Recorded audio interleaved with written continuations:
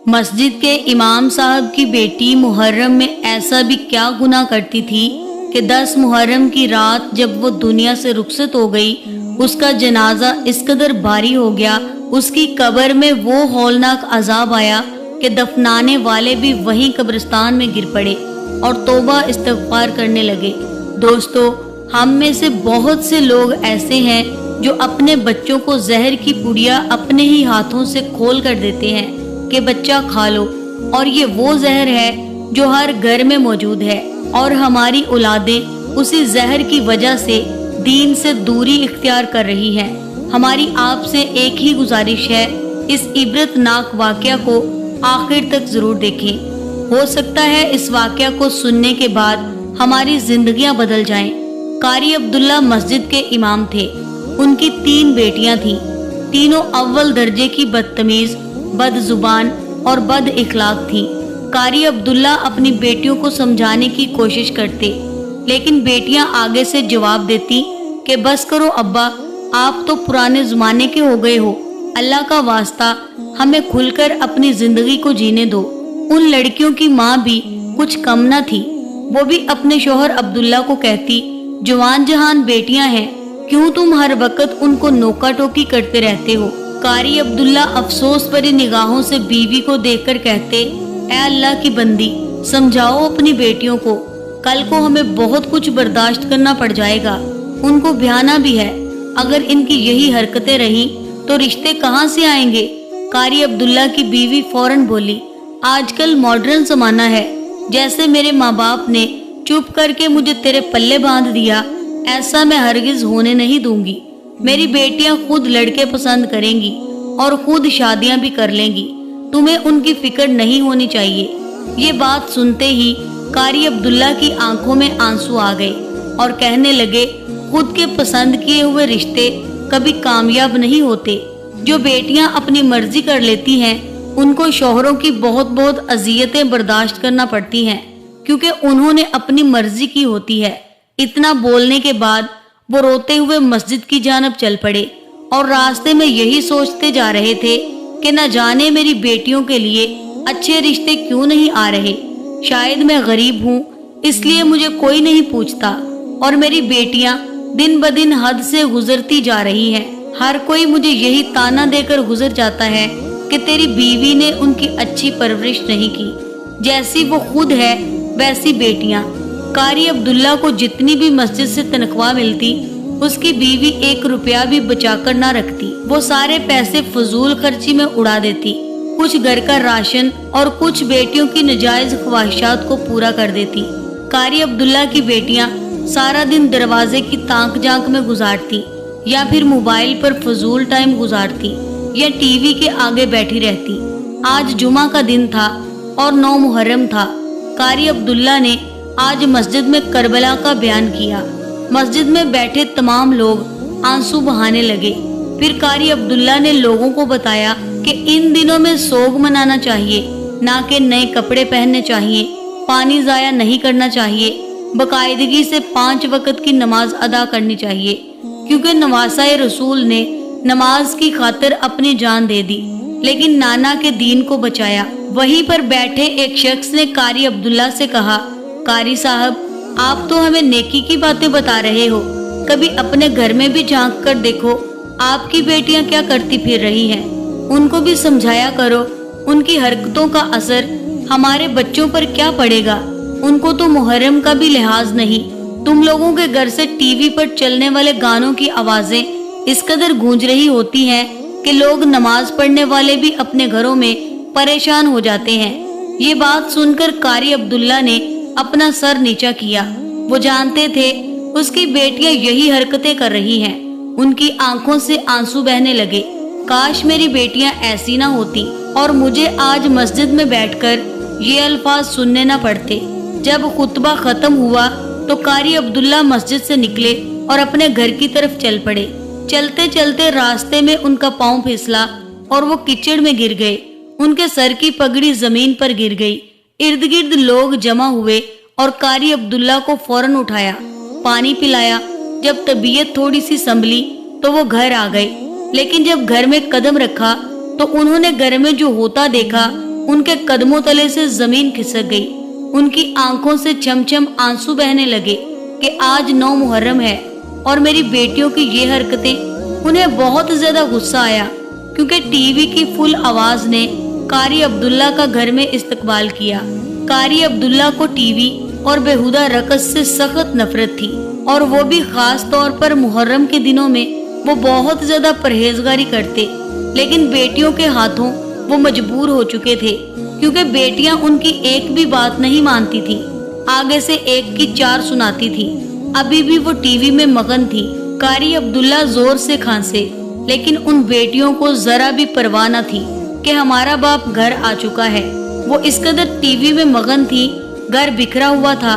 کھانا کھانے کے بعد برتن بھی اپنی چارپائی کے ساتھ رکھے ہوئے تھے، اور نہ ہی ان کی ماں نے ان کو کوئی تربیت دی تھی کہ گھر کی صفائی بھی کی جاتی ہے اور کھا کر برتن کچن میں رکھے جاتے ہیں یا ان کو دھویا جاتا ہے۔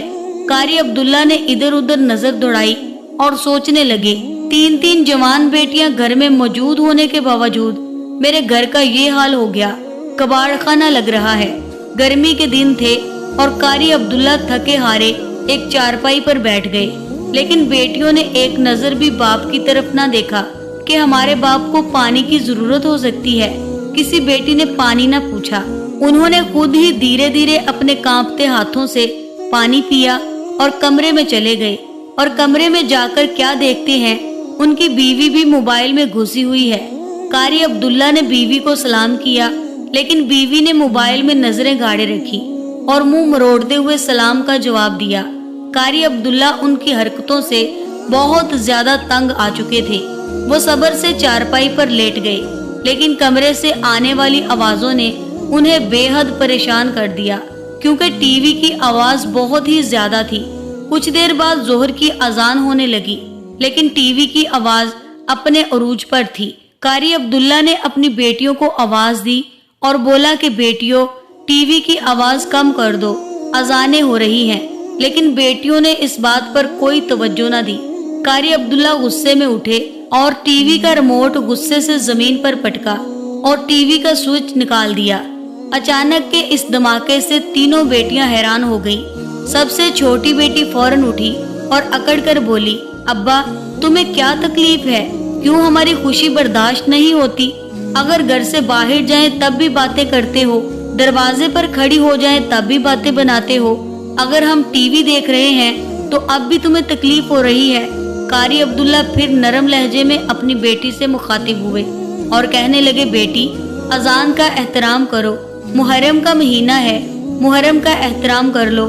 آج لوگ اماموں کی شہادت پر آنسو بہا رہے ہیں، آج کا دن سوگ منانے کا ہے، نہ کہ ٹی وی دیکھنے کا۔ ڈرو بیٹی اللہ کے خوف سے۔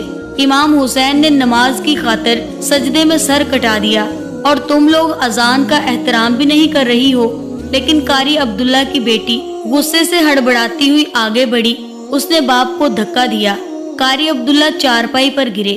شکر ہے کہ ان کو چوٹ نہ آئی، وہ زمین پر نہیں گرے تھے۔ ان کو اپنی بیٹی کی یہ حرکت پر بہت زیادہ غصہ آیا، لیکن جوان جہان بیٹی پر انہوں نے ہاتھ نہیں اٹھایا۔ بڑے صبر سے اٹھے اور اپنے کمرے میں آ گئے اور اپنی بیوی سے کہنے لگے، آج تمہاری بیٹی نے حد کر دی، یہ گھر میں بیٹھے کچھ تو تربیت دے دیا کرو اپنی بیٹیوں کو۔ تم کیا ہر وقت خود موبائل میں لگی رہتی ہو اور وہ جو مرضی کرتی پھر رہی ہے، تمہیں کوئی پرواہ نہیں۔ لیکن قاری عبداللہ کی بیوی نے جو جواب دیا وہ قاری عبداللہ کے پاؤں کے نیچے سے زمین کھینچ لے گیا۔ وہ بولی، جاؤ اپنا کام کرو، ایسے فضول میں چڑچڑ کرتے ہی رہتے ہو۔ محرم کیا پہلی دفعہ آئے ہیں؟ ہر سال محرم آتے ہیں اور ہر سال کا رونا دھونا ضروری نہیں، اور یہ رونا دھونا تمہیں سوٹ کرتا ہے۔ جاؤ روتے پھرو، اور مسجد کا ٹائم ہو گیا ہے، دفع ہو جاؤ، ہمارا پیچھا چھوڑو، خود بھی جیو اور ہمیں بھی جینے دو۔ قاری عبداللہ بہت زیادہ پریشان ہوئے۔ اس کی بیوی بجائے اپنی بیٹیوں کو سمجھانے کے محرم کے مہینے کے بارے میں ایسی باتیں کر رہی تھی۔ قاری عبداللہ ایک دم کانپ گئے اور کہنے لگے، خدا کا خوف کرو، رب سے ڈرو، اللہ کی لاٹھی بڑی بے آواز ہے، جب بجتی ہے تو شور نہیں ہوتا۔ اتنا بول کر انہوں نے اپنی لاٹھی سنبھالی اور مسجد میں چلے گئے۔ مسجد میں نماز کے بعد وہ رو کر اللہ سے دعا کرنے لگے، اے اللہ میری بیٹیوں اور بیوی کو تو ہدایت دے، یا پھر ان کو ان کا انجام دکھا دے جو محرم کے مہینے کی بے حرمتی کر رہی ہیں۔ عبداللہ کی طبیعت بہت زیادہ خراب تھی، انہیں بہت تیز بخار ہو گیا تھا۔ وہ مسجد سے جلدی گھر آ چکے تھے اور اپنی بیوی سے کہنے لگے، اے اللہ کی بندی، کل 10 محرم ہے اور ٹائم سے اپنی بیٹیوں کو اٹھا دینا اور خود بھی اٹھ جانا، ہم کل کو نیاز بنا کر بانٹیں گے۔ بیوی بولی، گھر کا خرچہ تو تم سے پورا نہیں ہوتا، نیاز بانٹنے کے پیسے کہاں سے لاؤ گے؟ فضول خرچی کے لیے تمہارے پاس پتہ نہیں کہاں سے پیسے آ جاتے ہیں، آیا بڑا نیاز دلانے والا۔ اتنا بول کر وہ سو گئی۔ قاری عبداللہ نے کچھ دیر تسبیح کی اور ان کی آنکھ لگ گئی۔ صبح ہوتے ہی قاری صاحب نے دیکھا اس کی بیٹیاں ابھی بھی سو رہی ہیں۔ ان کی بیٹیوں کا کام ہی یہی تھا، ساری رات فلمیں ڈرامے دیکھنا اور صبح کو 11 بجے اٹھنا۔ انہیں نہ نماز کی فکر تھی، نہ انہیں دین دنیا کا پتہ تھا۔ قاری عبداللہ اپنی بیوی کے پاس آئے اور کہنے لگے، اٹھاؤ ان بیٹیوں کو، اس ٹائم تک سو رہی ہیں، نیاز بنانے میں میری مدد کرو، تمہاری بیٹیوں کی انہی حرکتوں کی وجہ سے ان کا رشتہ نہیں ہو رہا۔ لوگ مسجد میں بیٹھ کر بھی ان بیٹیوں کی باتیں کرتے ہیں، مجھے انہوں نے بہت شرمندہ کر دیا۔ بیٹیاں تو باپ کا مان ہوتی ہیں، لیکن یہ بیٹیاں میری پگڑی زمین پر گرا کر ہی دم لیں گی۔ قاری عبداللہ کی بیوی بولی، محرم کا مہینہ ہے اور آج 10 محرم ہے، اس کا مطلب یہ نہیں کہ تم اپنی بیٹیوں کا جینا ہی حرام کر دو، انہیں سکون کرنے دو۔ رات بھر وہ سوئی نہیں تھی، نہ جانے ان کو آگے جا کر کیسا سسرال ملے۔ گھر میں باپ کے سائے تلے تو ان کو کھل کر جی لینے دو، اور جو لوگ تمہیں باتیں سناتے ہیں ان کی بیٹیوں کا بھی مجھے سارا پتہ ہے کہ وہ کیا کیا کرتی پھرتی ہیں۔ اپنے اپنے گریبان میں نظر ڈالیں، میری بیٹیوں کی بات کرنے کی کوئی ضرورت نہیں، اور آج ویسے بھی مجھے اپنی سہیلی کے گھر جانا ہے اور میں کوئی نیاز نہیں بنانے والی، خود ہی بناتے پھرو اور بانٹتے پھرو، ہمیں اس چنگل سے آزاد کرو۔ قاری عبداللہ نے بیوی کے الفاظ سنے تو ان کے چہرے کی رنگت اڑ گئی، جیسے ان کے اندر کی روح پر کسی نے چھری چلا دی ہو۔ وہ صرف یہ سوچ کر ساکت رہ گئے کہ جو عورت کل تک ان کے ہاتھ تھام کر دین کی راہ پر چلنے کا وعدہ کر چکی تھی، آج وہی امام حسین کے ذکر کو چنگل کہہ رہی تھی۔ ان کے دل سے ایک آہ نکلی، تسبیح کے دانے ہاتھ میں دباتے ہوئے وہ دھیرے سے بڑبڑائے، یا اللہ، آج کا دن تیرے نواسے کی قربانی کا دن ہے اور میرے گھر میں تیرے نبی کے دین کی توہین ہو رہی ہے۔ وہ چپ چاپ اٹھے، کچن میں جا کر ایک دیگچی میں دال دھوئی، چاول نکالے اور چھوٹے سے چولہے پر دیگ چڑھا دی۔ ہاتھ کانپ رہے تھے، آنکھوں سے آنسو بہ رہے تھے اور دل میں بے بسی کی آگ دہک رہی تھی۔ گھر میں 3 جوان بیٹیاں تھیں، مگر کوئی اٹھ کر یہ بھی نہ پوچھے کہ ابا کچھ مدد چاہیے۔ 11 بج چکے تھے، محلے کے بچے تیار ہو کر مجالس میں جا چکے تھے۔ قاری عبداللہ کا گھر، وہاں ٹی وی پر فلمیں چل رہی تھی۔ ارم چپس کھاتے ہوئے کہکا لگا رہی تھی، مشال اونچی آواز میں کسی ڈرامے کا مکالمہ دہرا رہی تھی، اور ہیرا کمرے میں زور زور سے گانے لگا کر اپنے بالوں کو سکھا رہی تھی۔ قاری صاحب کا دل جیسے بھاری پتھر بن چکا تھا۔ ان کی بیوی سر پر دوپٹہ رکھے خوشبو لگا رہی تھی اور کہہ رہی تھی، میری سہیلی کی مجلس میں چائے بھی بہت اچھی بنتی ہے، تم اپنی نیاز میں نمک تیز نہ ڈال دینا ورنہ لوگ مذاق بنائیں گے۔ قاری صاحب نے نظر اٹھا کر بیوی کو دیکھا اور اتنا ہی کہا، اگر میری بیٹیاں امام حسین کے نام پر نیاز بانٹنے میں میرا ساتھ نہ دے سکی تو اللہ کی قسم کوئی ان کا ساتھ نبھانے والا شوہر بھی نہیں ملے گا۔ لیکن یہ الفاظ دیواروں سے ٹکرا کر واپس آ گئے۔ بیوی ہنسی اور بولی، ایسی باتیں اب کون سنتا ہے، مردانگی کی دکان مسجد میں چلاؤ، گھر میں ہمیں سکون کرنے دو۔ قاری عبداللہ کو لگا ان کا وجود ہی ختم ہو گیا۔ انہوں نے اپنی قمیض کا دامن آنکھوں پر رکھا، آنکھوں سے بہتے ہوئے آنسو روکے۔ چولہے پر دیگ ابال کھا رہی تھی، لیکن اس میں سے خوشبو کی بجائے دکھ اٹھ رہا تھا۔ نیاز کی خوشبو ویسے تو باہر گلی تک جا رہی تھی۔ قاری صاحب کے دل نے چیخ چیخ کر کہا، یا حسین، آپ نے بچوں کی قربانی دی اور میں اپنی بیٹیوں کو تکبر، بدتمیزی اور دین سے دوری میں کھو چکا ہوں۔ اتنے میں محلے کی بچیاں دروازے پر آ گئیں۔ قاری صاحب نیاز ہو گئی۔ اماں نے کہا تھا حسین کے نام پر کچھ بانٹیں گے۔ قاری صاحب نے آنکھیں صاف کی اور دروازے پر جا کر کہا، بیٹا تھوڑا وقت دو، ابھی تیار کر رہا ہوں۔ اندر آ کر دیکھا تو ارم صوفے پر پیر پسارے بیٹھی موبائل پر ویڈیو دیکھ رہی تھی۔ مشال آئینے کے سامنے بال سیدھے کر رہی تھی اور ہیرا میک اپ کے سامان سے اپنا چہرہ رنگ رہی تھی جیسے محرم نہیں عید کا دن ہو۔ قاری صاحب نے گلا صاف کیا اور آہستہ سے کہا، بیٹیوں ایک بار بس آ کر دیگ میں ہاتھ بٹا دو، یہ امام حسین کے غم کی نیاز ہے۔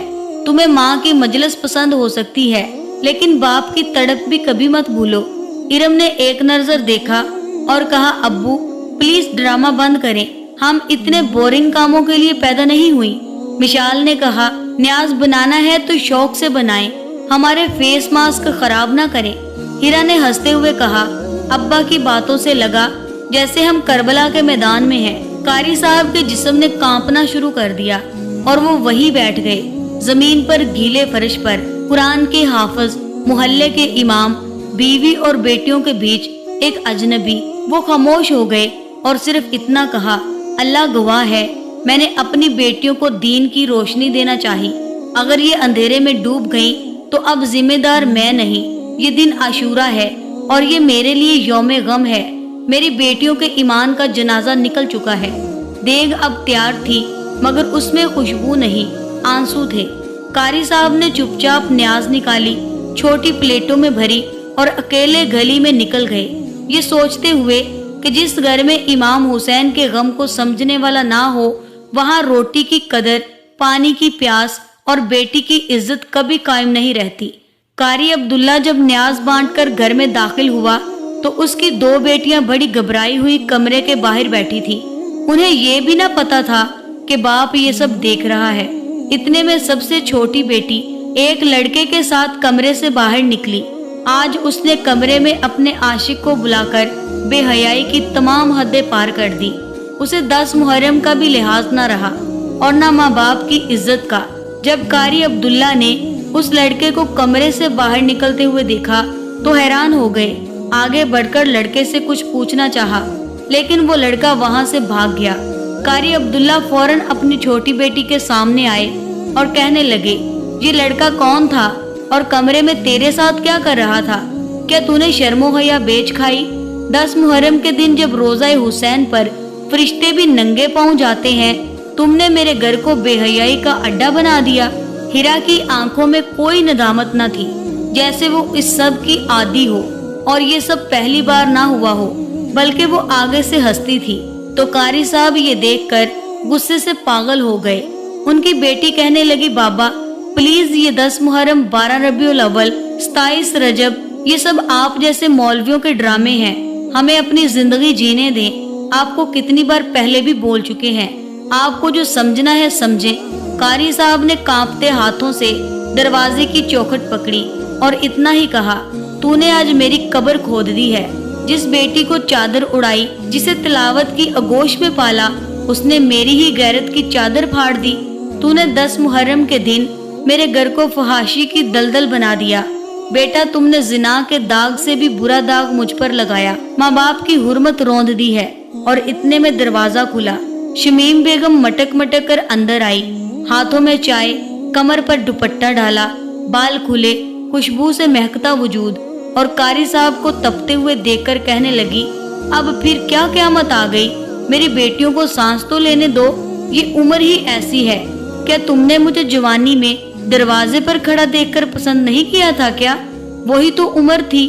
اب اگر تمہاری بیٹی تھوڑا آگے بڑھ گئی تو کون سا آسمان گر گیا؟ لوگ تو لڑکیاں چھپ چھپ کر گھر سے بھگاتے ہیں، ہماری بچی نے تو بس کمرے میں ہی بلایا، کوئی قیامت نہیں آ گئی۔ قاری صاحب کے منہ سے زور کا نعرہ نکلا، استغفر اللہ، یا رب میری بیوی بھی میرے گھر کی بیٹیوں کو گناہ پر ناز سکھا رہی ہے اور مجھے میری ہی بات سنا کر میری بیٹیوں کے سامنے شرمندہ کر دیا۔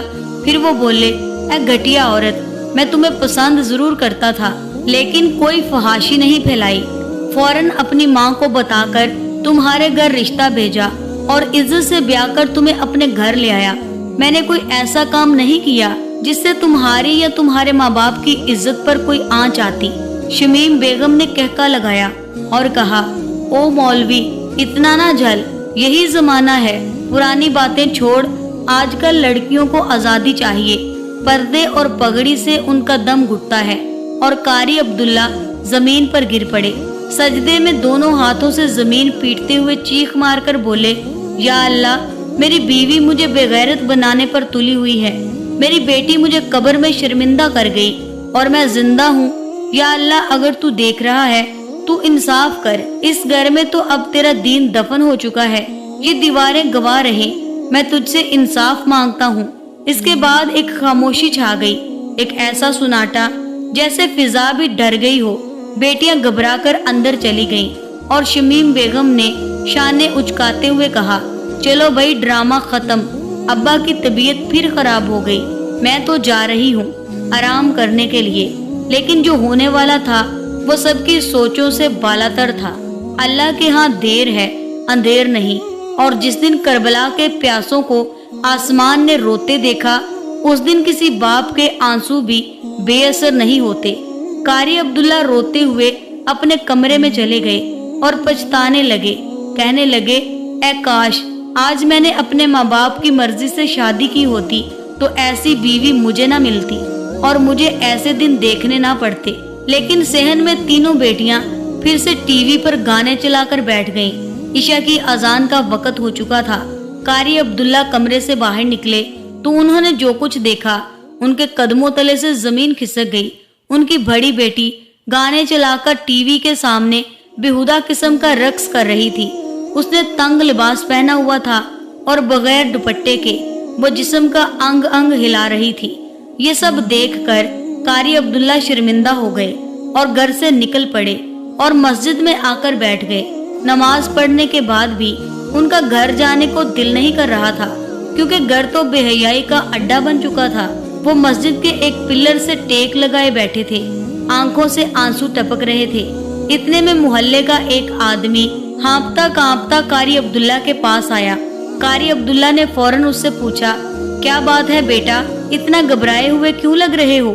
وہ آدمی بولا، قاری صاحب فوراً اٹھیے اور اپنے گھر چلیے، آپ کے گھر سے رونے دھونے کی بہت آوازیں آ رہی ہیں، اس لیے میں بھاگتا ہوا آپ کو بلانے کے لیے آ گیا۔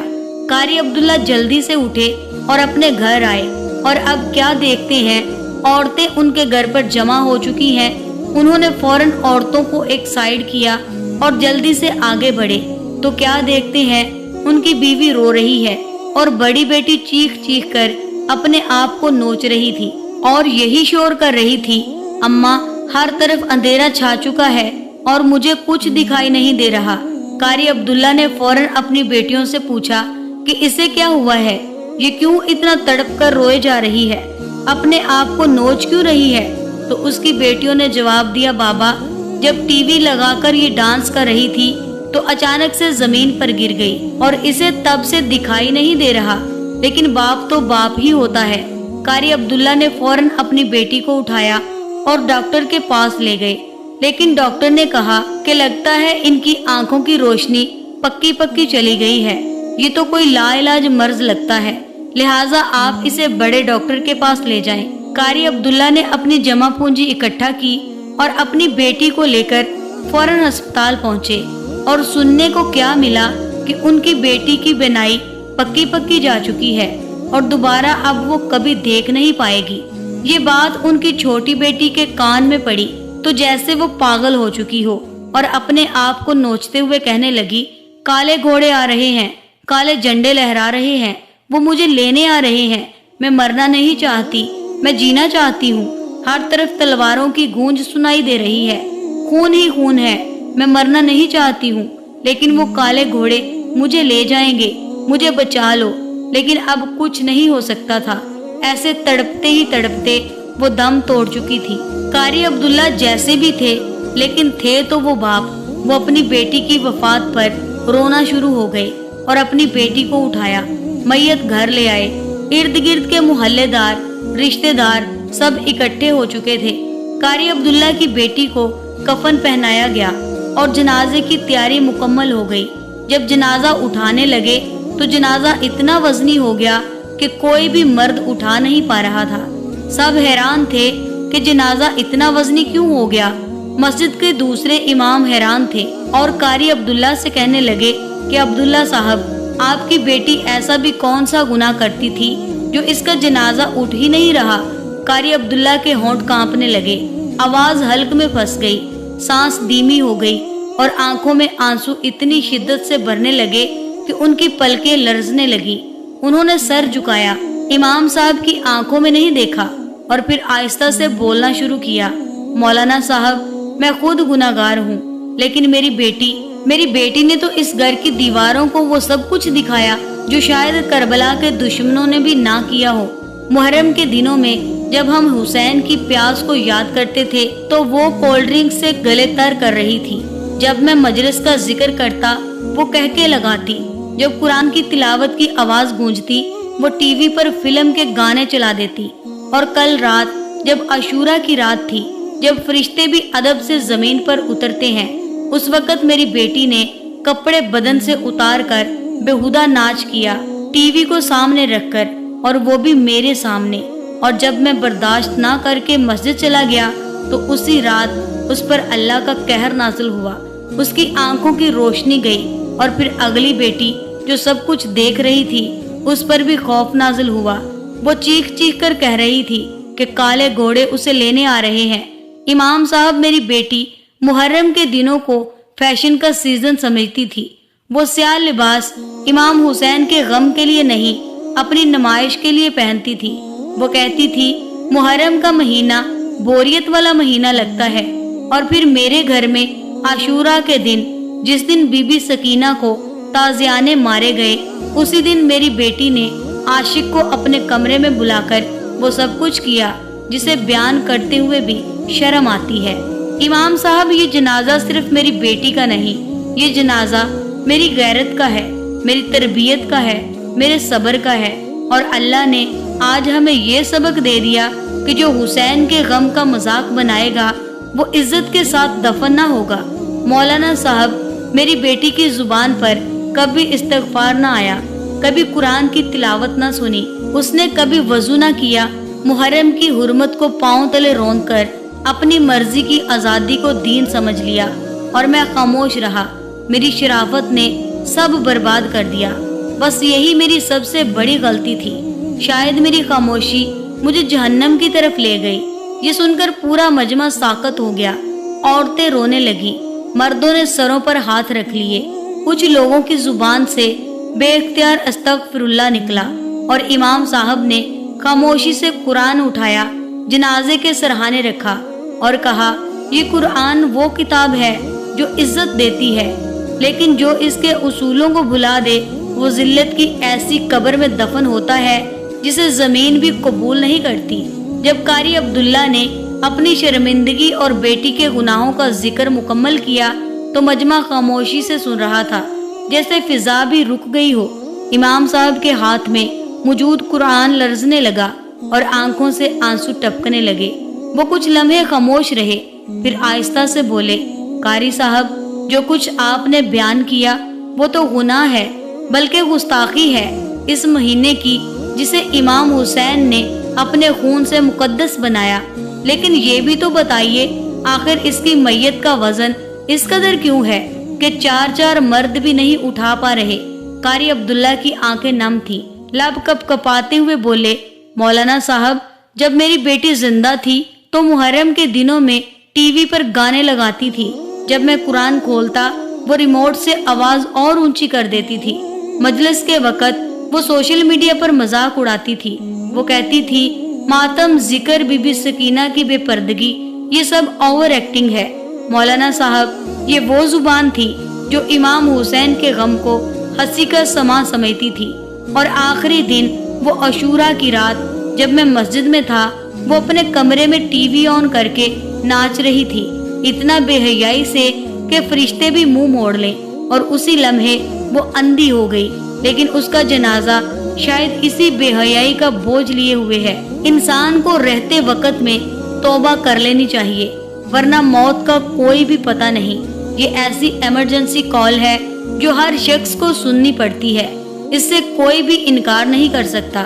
مجمع میں سسکیوں کی آوازیں آنے لگی، لیکن تب امام صاحب نے کچھ ایسا کہا جو سب کو چونکا گیا۔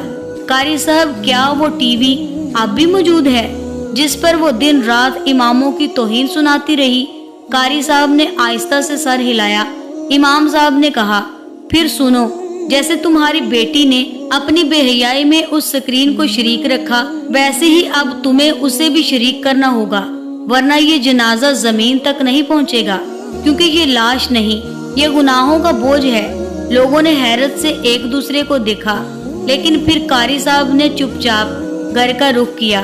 کمرے میں جا کر وہی ٹی وی جو بیٹی کی آنکھوں کا نور بن گیا تھا، آج اس کے گناہوں کی قبر بنا، اسے اٹھایا۔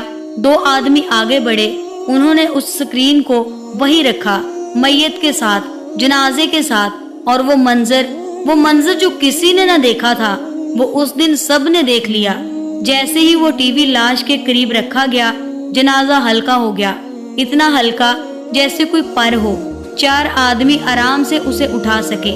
مجمع میں سناٹا تھا، عورتوں کے آنسو، مردوں کے کپکپاتے ہاتھ، سب یہ سوچنے پر مجبور ہو چکے تھے کہ اگر کسی گھر میں امام حسین کے نام پر گانے بجتے رہیں تو وہ گھر نہیں، قبر ہو جاتا ہے، اور اگر کسی بیٹی کی شرم مر جائے تو اس کا جنازہ زمین بھی اٹھانے سے انکار کر دیتی ہے، اور باپ کی پگڑی بھی مٹی میں مل جاتی ہے۔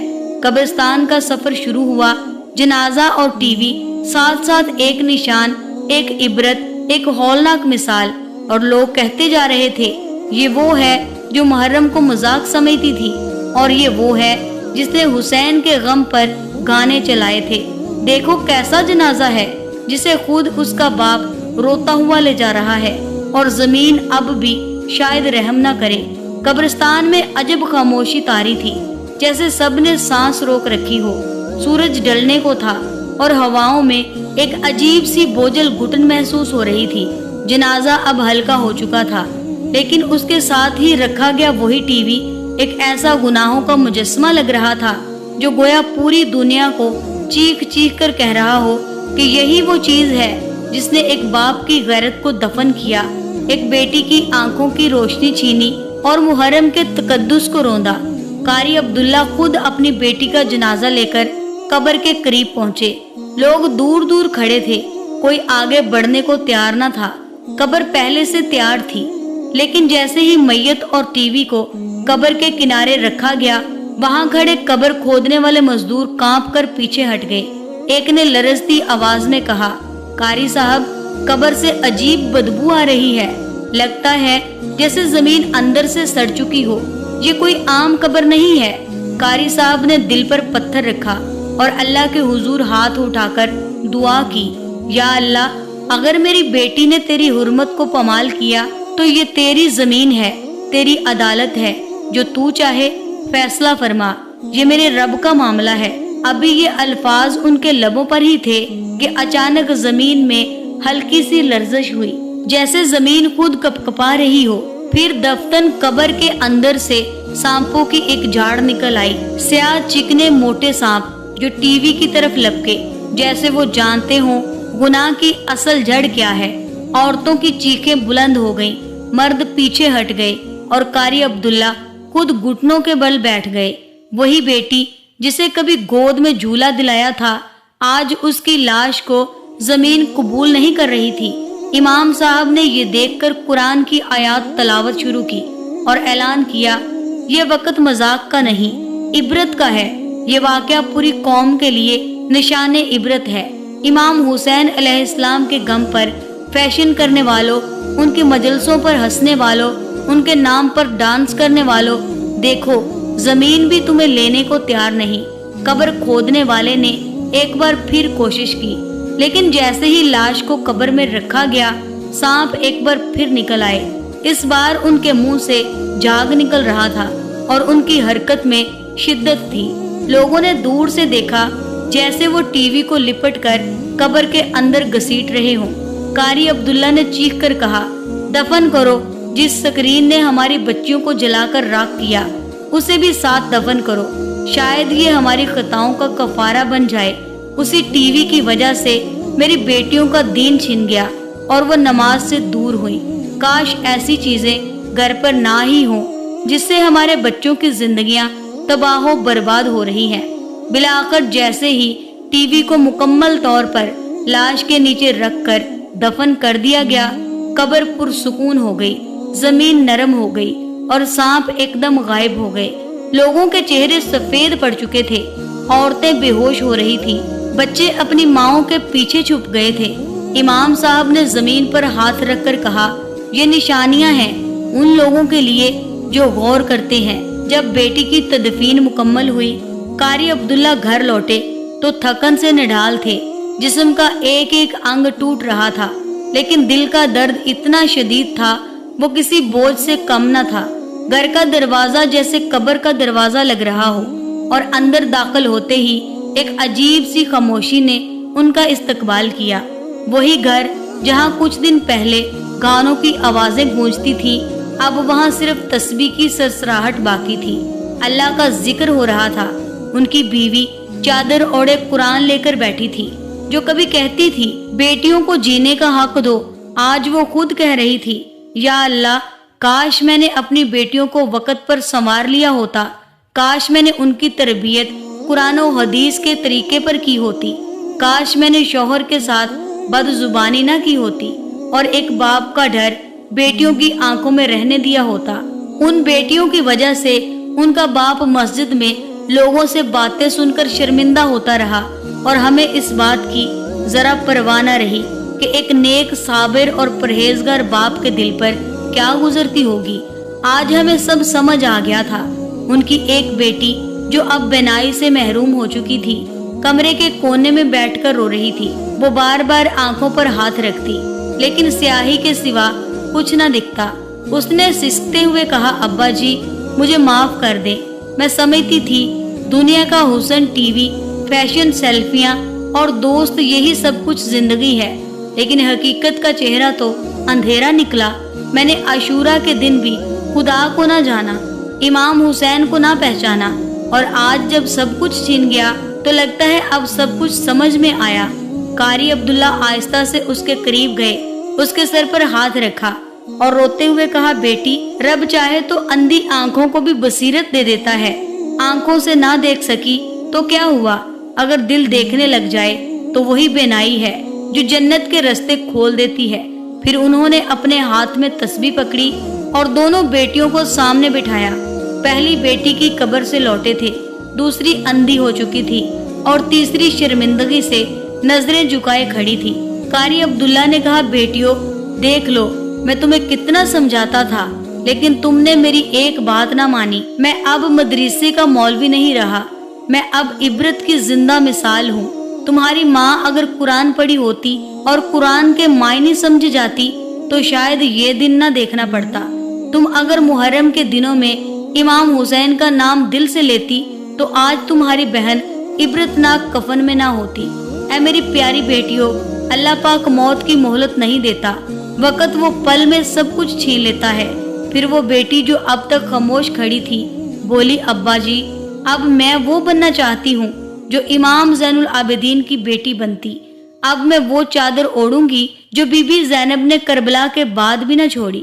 مجھے معاف کر دیں، مجھے مسجد لے چلیں، میں سجدہ کرنا چاہتی ہوں، میں معافی مانگنا چاہتی ہوں۔ اسی رات باپ اور بیٹیوں نے گھر کی ہر فلمی تصویر پھاڑ دی، اپنے موبائل کے ٹکڑے کر کے باہر پھینک دیے اور کمرے کے ہر آئینے پر چادریں تان دی۔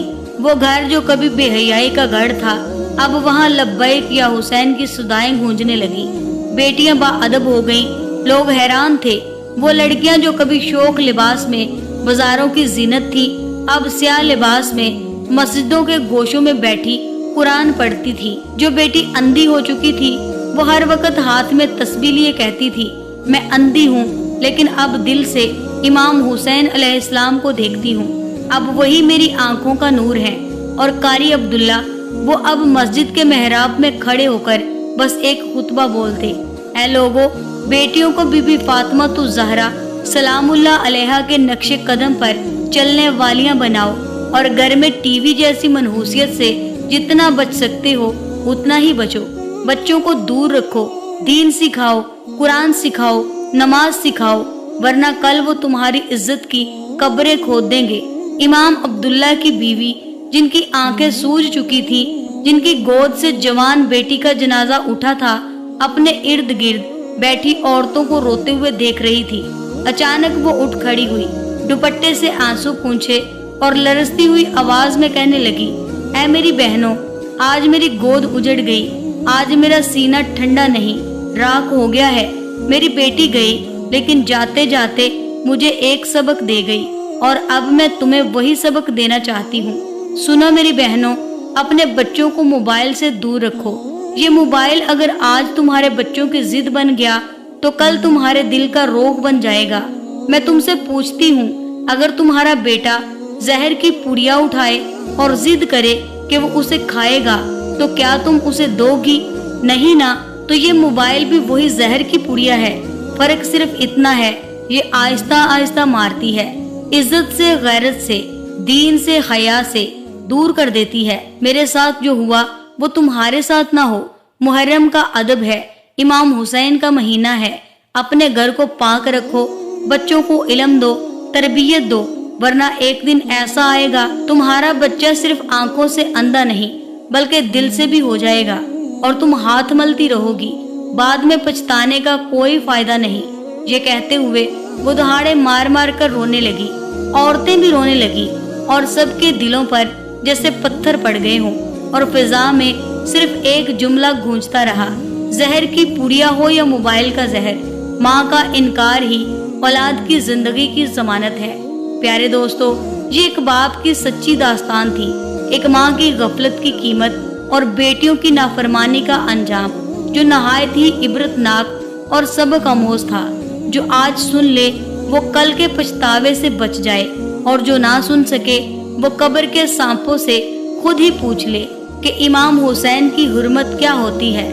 اللہ ہمیں اور ہماری نسلوں کو امام حسین کے ادب و عشق میں جینے مرنے والا بنائے، آمین یا رب العالمین۔ اگر آپ کو اس ویڈیو سے کچھ بھی سیکھنے کو ملا، ہماری یہ چھوٹی سی کاوش آپ کو پسند آئی تو اس ویڈیو کو لائک کریں، چینل کو سبسکرائب کریں تاکہ مزید نئی آنے والی ویڈیوز کا نوٹیفیکیشن سب سے پہلے آپ کو ملے۔ اللہ حافظ۔